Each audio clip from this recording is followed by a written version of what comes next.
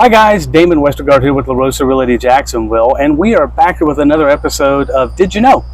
And so today I've asked another lender, because we're in that lending series, out to help us understand some different loan products. There's FHA conventional, there's VA, there's jumbo loans, there's bank statement loans, there's all kinds of different things out there, and like they're nebulous until you need one. So I would like our lender that's with us today to help us understand just one of those. I've asked her to help us understand the FHA loan. I don't even know what FHA stands for, to be honest with you. I know it's an acronym for something, but Alex, tell us who you are, who you're with, and help us understand the FHA loan.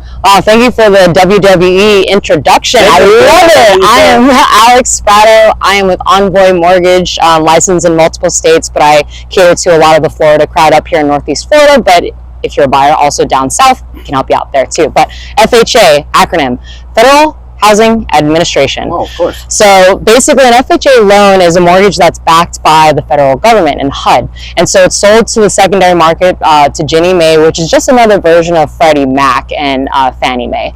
So the really great part about FHA is that it requires very low down payment, as little as 3.5% down of the sales price. So that's very powerful because it can bring a lot of different buyers that may not have saved or allocated a lot of money to the side in order to be able to purchase a home. Okay. Also a little looser guidelines in regards to if you're a lower household income or if you're lesser credit. Debt to income, FHA would prefer it to be around 43. It's a recommendation, but with our mortgage group, we can actually go up to 55.4%. Oh, wow. So that's a lot of buying power for a customer. Wow. Yep.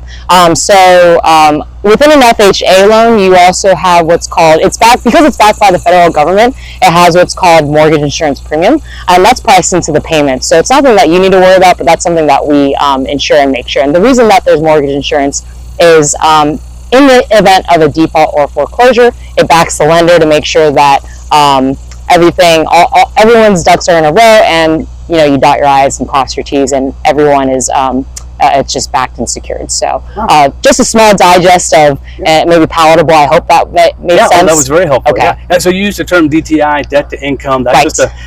DTI is a fancy way of just saying how much debt you have and how much the lender will trust you with as far as the payment. Correct. And that's just math. That's just on paper. It's not a personal thing. It's just numbers. So let's break it down. So debt to income, basically what your debts are. So say you're making $4,000 a month.